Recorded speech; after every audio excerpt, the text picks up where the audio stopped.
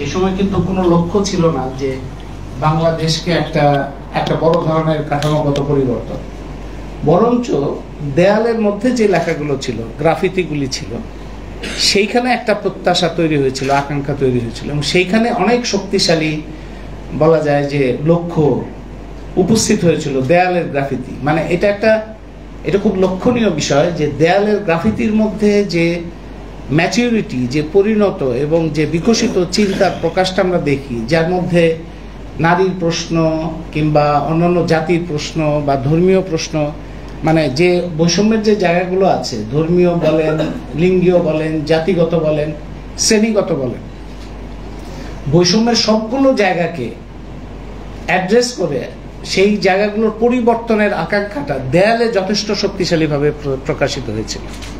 এবং সেটা কোনো কেন্দ্রীয় নেতৃত্বের মাধ্যমে হয়নি, সেটা স্বতঃস্ফূর্তভাবে বিভিন্ন অঞ্চলের মধ্যে থেকে হয়েছে। যমুনা ইলেকট্রনিক্স ঈদে ডাবল খুশি অফার সিজন 3, যে কোনো পণ্য কিনলেই পাচ্ছেন নিশ্চিত ঈদ উপহার। এগুলি খুব গুরুত্বপূর্ণ বৈশিষ্ট্য আমাদের গণঅভ্যুত্থানে।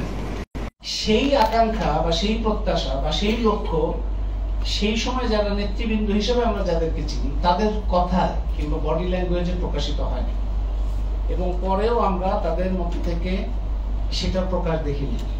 অন্তর্বর্তী সরকার যে এখন চুপচাপ আছে, যে অভিযোগটা হয়েছে যে অন্তর্বর্তী সরকার যথেষ্ট সক্রিয় বা সরব ভূমিকা পালন করছে না, সেটার মধ্যে এইটার একটা ধারাবাহিকতা দেখা যায়। মানে যে যাদেরকে আমরা নেতৃবৃন্দ হিসেবে দেখলাম এবং যেখান থেকে অন্তর্বর্তী সরকারটা গঠিত হলো, তাদের সাথে দেয়ালের গ্রাফিতি মানে জনগণের আকাঙ্ক্ষার একটা বড় ধরনের ব্যবধান কিংবা দূরত্ব আমরা দেখতে পাচ্ছি। এবং তার ফলে একটা লক্ষ্য পূরণ হয়েছে যে একটা সরকার, যে সরকার ঘাড়ের উপর বসেছিল এবং নির্যাতক, অত্যাচারী এবং লুণ্ঠনকারী, দুর্নীতিবাজ, অত্যাচারী, এই ধরনের একটা সরকার যেটা কোনোদিন যাবে না এরকম একটা মনে হচ্ছে, সেই সরকারের পতন হয়েছে। কিন্তু সমাজের মধ্যে থেকে অন্যান্য যে সমস্ত বৈষম্যহীন বাংলাদেশের একটা স্বপ্ন এসেছে, কথাটা এসছে, কিন্তু তার সাথে সম্পর্কিত কোনো বিধিবিধান কিংবা কোনো রাজনৈতিক কিংবা সরকারি পর্যায়ে কোনো ভূমিকা সেটা আমরা দেখিনি। এখন ধরেন কেউ যদি এভাবে আমরা ভেবে, অনেকে ধরেন এভাবে যদি ভাবি যে এটা একটা চক্রান্তমূলক ভাবে হচ্ছে, যারা পতিত সরকার তারা এই সমস্ত করছে, এটা কিন্তু একটা আওয়ামী লীগ সরকারের সময় এই ধরনটা ছিল। আওয়ামী লীগ সরকারের সময় যখনই কোনো বড় আকারে করতো তখন আওয়ামী লীগ বলতো বিএনপি জামাত করছে, এই করছে, সেই করছে। এটা বললে তো এটা যদি ধরেন আওয়ামী লীগ সরকারের সময় যদি বিএনপি, তখন আমরা বলেছি যে বিএনপি জামাত যদি এই কাজগুলি করে তাহলে তুমি সরকারে আছো কি কারণে? তুমি তো বিএনপি জামাত করেছে বলে কি তুমি যদি সেটা সমাধান করতে না পারো তাহলে তোমার সরকারে থাকার তো কোনো অধিকার নেই। অন্তর্বর্তী সরকারের জন্য তো এটা প্রযোজ্য।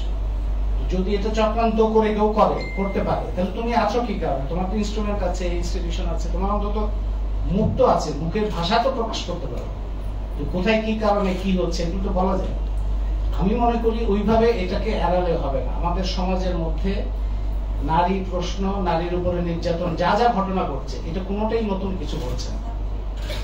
এটা একবারে পরিবারের ভেতর থেকে আমরা রাজনৈতিক, অর্থনৈতিক, মতাদর্শিক, সামাজিক বৈষম্যের যতগুলো উৎস আছে সবগুলো উৎস খুবই শক্তিশালী ভাবে ছিল এবং সেই শক্তিশালী ভাবে এখন পর্যন্ত আছে। রাষ্ট্র এটাকে আঘাত করা কিংবা এটার বিরুদ্ধে অবস্থান গ্রহণ করার কোনো ধরনের কোনো সিদ্ধান্ত কিংবা কোনো পদক্ষেপ আমরা দেখিনি। এখন এই গণঅভ্যুত্থানের পরিবর্তনের মধ্যে দিয়ে যে রাজনৈতিক শূন্যতা তৈরি হয়েছে, আপনারা 69-এর গণঅভ্যুত্থান দেখেছেন, 90-এর গণঅভ্যুত্থান, 71-এর মুক্তিযুদ্ধ, সমস্ত কিছুর মধ্যে একটা লক্ষ্য উদ্দেশ্য, রাজনৈতিক একটা নেতৃত্ব, কর্তৃত্ব এবং তার একটা লক্ষ্য উদ্দেশ্য আমরা মোটামুটি ভাবে জানতাম। এই গণঅভ্যুত্থানের সময় সেই জায়গাটার অনুপস্থিতির কারণে একটা অনিশ্চয়তা আছে এবং এখানে বিভিন্ন জন তার শক্তি প্রকাশ ঘটাতে চেষ্টা করছে।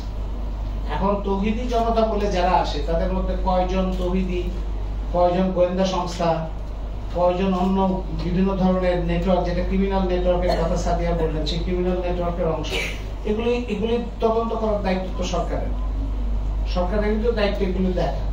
কিন্তু যে দৃষ্টিভঙ্গি থেকে তারা করে, দৃষ্টিভঙ্গিটা তো সমাজের মধ্যে যথেষ্ট শক্তিশালী। আপনারা ধরেন যে ছেলেটা মেয়েদের দেখলেই তার মধ্যে একটা ধর্ষক মনোভাব আসে, এই ছেলেটা যে তৈরি হচ্ছে যে প্রক্রিয়া, সেই প্রক্রিয়াটা সমাজের মধ্যে একেবারে শৈশব থেকে পরিবারের মধ্যে থেকে আছে। পরিবারের মধ্যে প্রথম যে যারা এইটা তৈরি করেন এই ধরনের ছেলেদের, সেই তৈরি করার পেছনে প্রথম দায় দায়িত্ব হচ্ছে বাবা মা। বাবা মারা ছেলেদেরকে ছোটবেলা থেকে যেভাবে মানুষ বড় করে, তার মধ্যে থেকে ওই ছেলের মধ্যে কর্তৃত্ববাদী মানসিকতাটা তৈরি হয়। এবং তার মধ্যে অনেক মা আছে, অনেক বাবা আছে যারা ছেলে মেয়েদের ছোটবেলা থেকে মানুষ করার মধ্যেই বৈষম্যটা প্রকাশ করে। পরিবারের মধ্যেই নারী পুরুষের বৈষম্যটা দেখা যায়। ছেলেদেরকে পক্ষপাত দিয়ে যেভাবে বড় করা হয় এবং তার অপরাধকে লঘু করা হয়, তার বিরুদ্ধে অভিযোগ আসলে সেটাকে গুরুত্ব দেওয়া হয় না, এবং ক্রমান্বয়ে ছেলেরা এগুলো একটু একটু করেই। এই যে কালচার, এই যে সংস্কৃতিটা, এর মধ্যে থেকে ওই ছেলেটা বড় হয়। তার পাশে আসে ধর্মীয় শিক্ষা। ধর্মীয় শিক্ষার মধ্যে সে যারা ধর্মীয় শিক্ষা কিভাবে পায়, কোত্থেকে পায়, ধর্মে আসলে কি আছে, আজকে সে কি পাচ্ছে, এগুলি তো আলাদা আলোচনার বিষয়। কিন্তু সাধারণভাবে আমরা ওয়াজের মধ্যে কিংবা ধর্মীয় শিক্ষকের মধ্যে যেভাবে জিনিসগুলোকে দেখি, তাতে সেখানে নারীর প্রতি দৃষ্টিভঙ্গি, মেয়েদের চলাফেরা, অপরাধ, সমাজের মধ্যে বিভিন্ন ক্ষতি, সমস্ত কিছুর একটা উৎস হিসেবে নারীকে উপস্থিত করা। আপনারা বহু এরকম ওয়াজের মধ্যে আপনারা দেখবেন যে তাদের প্রধান সমস্যা হচ্ছে, সমাজের প্রধান সমস্যা হচ্ছে মেয়েরাই। এখানে অর্থনৈতিক, রাজনৈতিক নানা রকম যে লুটপাট, দুর্নীতি কিংবা শোষণ, আধিপত্য, এই সমস্ত কোনো কিছুই তাদের আলোচনার প্রধান বিষয় হিসেবে আসে। যারা এই ওয়াজটা করে তারা কিভাবে তৈরি হয়, তারা কাদের প্রতিনিধিত্ব করে, তাদের সাথে রাজনৈতিক কি যোগাযোগ, তারা নির্ভরশীলতা কি, অর্থনৈতিক নির্ভরশীল, এটা কিন্তু বড় ধরনের একটা কাজের বিষয়। সেই কাজগুলো খুব যথেষ্ট মাত্রায় হয় না, কিন্তু সেগুলোর প্রভাব কিন্তু সমাজের মধ্যে বিভিন্নভাবে পড়ে। এবং এগুলো এখন অনলাইনে এগুলো অ্যাভেলেবল হওয়ার কারণে, আপনি ধরেন ফেসবুক কিংবা ইউটিউব, এগুলির মধ্যেও তো এখন, আগে তো শুধুমাত্র সমাজের মধ্যে ছিল, এখন তো অনলাইনে হওয়ার ফলে তো এটা সারাক্ষণই এটা পুনরুৎপাদন হচ্ছে, চিন্তাগুলো পুনরুৎপাদন হচ্ছে। তার মানে একটা হচ্ছে পরিবার, আর একটা হচ্ছে সমাজের মধ্যে অনুশাসন এবং অন্যান্য যে সমস্ত ক্ষেত্রের মধ্যে, তারপরে হচ্ছে রাষ্ট্রের যেগুলি শুভ্রা আলোচনা করলেন, সাদিয়া আলোচনা করলেন, যে আইনগত কিংবা সামাজিক, রাজনৈতিক, অর্থনৈতিক। এবং অর্থনৈতিক ক্ষেত্রে আপনি যদি ধরে নেন যে অর্থনৈতিক নীতিমালার মধ্যে দিয়ে প্রাইভেটাইজেশন হচ্ছে, কমার্শিয়ালাইজেশন হচ্ছে, নিউ লিবারাল রিফর্ম হচ্ছে, এইটার সাথে নারীর উপরে যে নির্যাতন কিংবা নারী বৈষম্য, লিঙ্গীয় বৈষম্য কিংবা কর্তৃত্ব, অধস্তনতা, এটার কোনো সম্পর্ক যদি আমাদের চোখে না পড়ে, কিংবা আমরা যদি এই সম্পর্কগুলো যথাযথ গুরুত্বের সঙ্গে পরিষ্কার করতে না পারি নিজেদের কাছে রাজনৈতিক ভাবে, তাহলে কিন্তু আপনার বড় একটা জায়গা আমরা ধরতেই পারবো। নারীর ধরেন একটা, আপনি আসলে নারী প্রশ্ন, যেটা নারী প্রশ্নের মধ্যে দিয়ে যেটা শ্যামলী শীল প্রথমে বললেন যে জাতীয় ঐক্য একটা তৈরি হয়েছিল, জাতীয় ঐক্য এখন তো নাই। আসলে জাতীয় ঐক্য তৈরি হয়েছিল যে লক্ষ্যে, সেই লক্ষ্যটা পূরণ হয়েছে, কিন্তু অন্যান্য ক্ষেত্রে জাতীয় ঐক্য তো হয় নাই আসলে। এবং সেই জাতীয় ঐক্য নারী প্রশ্ন দিয়ে কিন্তু এক ধরনের জাতীয় ঐক্য হইতে পারে, কারণ নারীর মধ্যে শ্রমিক আছে, নারীর মধ্যে মধ্যবিত্ত আছে, নারীর মধ্যে অন্যান্য জাতি আছে, নারীর মধ্যে বিভিন্ন ধর্ম আছে, নারীর মধ্যে এই যে বহু জনের প্রতিনিধিত্ব নারীর মধ্যে। সুতরাং নারী প্রশ্নটা যদি যথাযথভাবে আসে, মতাদর্শিক ভাবে, রাজনৈতিক ভাবে, অর্থনৈতিক প্রশ্ন হিসাবে আসে, ওইখানে একটা জাতীয় ঐক্য হইতে পারে। আরেকটা জাতীয় ঐক্য হইতে পারে শ্রমিকের মধ্যে, কারণ শ্রমিকের মধ্যেও অন্য জাতি আছে, অন্য ধর্ম আছে, অন্য ভাষাভাষী আছে, অন্য অঞ্চলের আছে। সেখানে যদি শ্রমিকের যদি একটা লড়াই হয়, ঐক্যবদ্ধ লড়াই, সেখানেও একটা জাতীয় ঐক্য হতে পারে। এবং নারী শ্রমিক যদি এই লড়াইয়ের নেতৃত্ব দেয়, তাহলে লড়াইটা হয় সবচেয়ে শক্তিশালী এবং সবচেয়ে, সেই জায়গাটা আমাদের এখানে মিসিং। ওই জায়গাটা শক্তিশালী ভাবে দাঁড়ায় নাই বলে যে বিষয়গুলো, যেটা শুভ্রা বললেন যে একটা নারীর উপরে নির্যাতনের পরে যে প্রতিক্রিয়াটা হয় সমাজের মধ্যে, কিংবা নারীর মধ্যেও যে প্রতিক্রিয়াটা হয়, সেই জায়গাগুলো হচ্ছে এই আন্ডারস্ট্যান্ডিং, এই বোঝাপড়ার একটা খুবই শক্তিশালী অংশ, যেটা ঠিক মতো কাজ করে না এখন পর্যন্ত।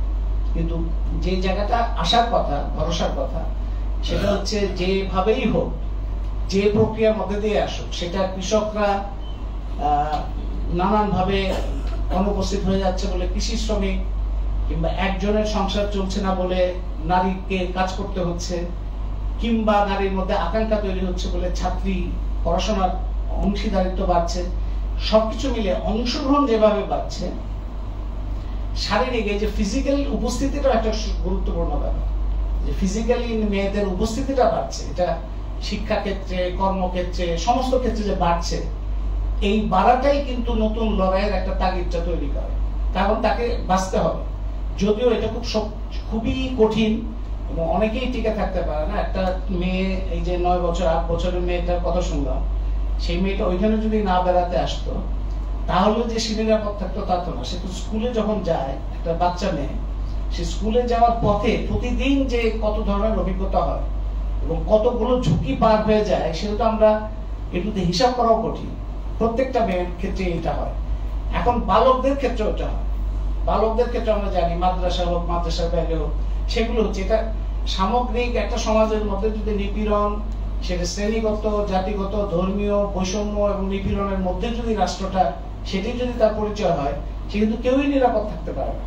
সেখানে যারা লিঙ্গীয় ভাবে দুর্বল, সেটা নারী হোক, অন্যান্য লিঙ্গের হোক, তাদের অবস্থাটা আরো বেশি খারাপ থাকে। সুতরাং এই প্রক্রিয়ার মধ্যে দিয়ে এই শক্তির জায়গাটা হচ্ছে যে উপস্থিতিটা বাড়ছে একটা, আর একটা হচ্ছে কণ্ঠস্বর জোরালো হচ্ছে, সেটা হচ্ছে আরেকটা শক্তির জায়গা। এবং আমি মনে করি যে অনেক সময় ধর্মের নামে আসে, অনেক সময় ধর্মের নামে নাও আসতে পারে। যেমন শ্যামলী প্রথমে একটা বলছিলেন যে এখন একটা সম্পত্তির উত্তরাধিকারের বিষয়টা, আমার মনে আছে যে সম্পত্তির উত্তরাধিকারের ব্যাপারে শেখ হাসিনার সময় একটা নারী উন্নয়ন নীতি হয়েছিল। সেখানে সম্পত্তি সমান উত্তরাধিকার, নারী পুরুষ সমান পাবে এরকম কোনো বিধিবিধান হয় নাই। শুধু বলা হয়েছিল যে অর্জিত যে সম্পত্তি সেটার মধ্যে সমান অধিকার হবে। এতটুক থাকার পর সারা বাংলাদেশে একটা উন্মাদনা তৈরি করা হয়েছে। আজকে যারা উন্মাদনা তৈরি করছে ধর্মীয় ভাবে, তারা তো নতুন আসে নাই, তারা সবসময়ই ছিল। এবং আওয়ামী লীগ সরকার তাদেরকে বিভিন্ন ভাবে ব্যবহার করেছে, তাদেরকে প্রতিপালন করেছে। কোনো সময় তাদেরকে দলের মধ্যে নিয়ে তাদের নির্বাচন ছাড়া ক্ষমতায় থাকতে গেলে অনেকেই খুশি রাখতে হয়, তাদেরকেও খুশি রাখার চেষ্টা করেছে। তার ফলে ওই উন্মাদনা যারা তৈরি করেছিল তারা তো এখনো আছে। কিন্তু আপনারা খেয়াল করলে দেখবেন যে যার ধর্মকর্মের সাথে কোনো সম্পর্ক নেই, কোনো ধর্মের সাথে সম্পর্ক নেই, সেও যখন নারীর উত্তরাধিকারের প্রশ্ন আসে, সেও তখন বলে ইসলাম ধর্মে আছে মেয়েদেরকে অর্ধেক দিতে হবে। তার মানে ধর্মটা হচ্ছে তার কাছে একটা অস্ত্র হিসেবে ব্যবহার করে। সে ধার্মিক হওয়ার সাথে এটা কোনো সম্পর্ক নেই। আবার একজন ধার্মিক হয়েও এটা হইতে পারে যে তার ছেলে মেয়ে তার কাছে বৈষম্যের মধ্যে যাবে, এটা উনি ভাবতে পারেন না, বা তার কাছে মনে হয় যেটা কি করে হয়। কারণ মেয়েকে ছেলের অর্ধেক দিতে হবে, এটা হচ্ছে একটা মিনিমাম। মেয়েকে যদি তার থেকে অর্ধেকের বেশি দেয়, ইসলাম ধর্মটা নিষেধ করা নেই, কিন্তু একজন ধর্মকে ব্যবহার করে সে ওইটাকেই ন্যাশনালাইজ করতে চাইবে। এবং যে অর্ধেকটা দেওয়ার কথা আছে, সেই অর্ধেকটাও সে কতটা পাবে, আদৌ পাবে কিনা তারও তো ঠিক না, এবং পায় না বেশিরভাগ ক্ষেত্রে। তো যাই হোক, এই লড়াইগুলো, এই যে কণ্ঠস্বরটা, যেটা আমি বলি যে শক্তির জায়গাটাকে আমাদের, এই ধর্মকে কেউ ব্যবহার করবে, কেউ সিগারেটের ওসিলা ধরবে, কেউ কাপড়ের ওসিলা ধরবে, কিন্তু খেয়াল করলে আপনারা দেখবেন যে এই সামাজিক ভাবে ওই দৃষ্টিটাই শক্তিশালী, যে অনেক একটা বড় শক্তিশালী গোষ্ঠী আছে পুরুষদের মধ্যে, এবং মেয়েদের মধ্যেও তার সমর্থন আছে, যারা মেয়েদের কোনো সক্রিয় মানুষ হিসেবে, সক্রিয় উপস্থিতি নেই তাদের কাছে সহ্য হয় না। সক্রিয়তা মানে কি? সক্রিয়তা মানে ধরেন আপনি হাঁটছেন, মেয়েরা হাঁটলে সেটাতেও দেখা যাবে যে অনেকের হাসি তো একদমই সহ্য করতে পারে না, কারণ জোরে হাসি হয়, জোরে কথা হয়, অভিনয় করতে গেলে, নাচতে গেলে বডি নাড়াচাড়া করতে হবে, তার একটা সক্রিয়তা প্রকাশ হয়, সজীব প্রকাশ হয়, সেটা তার কাছে অসম্ভব। দৌড়ালে তো অসম্ভব। খেলাধুলা আপনারা দেখতে পাচ্ছেন, খেলাধুলা এটা দেখলে দেখবেন যে এর মধ্যে ধর্মীয় শক্তিগুলোকে পেছনে দাঁড়ায় অনেকে, যারা নিজেরা ধর্মকর্মের সাথে সম্পর্ক নাও থাকতে পারে। তার মানে এটা ধর্মের চাইতেও বড় একটা ব্যাপার, একটা মতাদর্শিক অবস্থান, যে নারী নিষ্ক্রিয়, নির্জীব এবং অধস্তন থাকবে, তার সক্রিয় সজীব অবস্থান, এইটা তাদের কাছে অসহ্য। সুতরাং ওইটা ওই অন্যগুলি বাকিগুলি উচিত।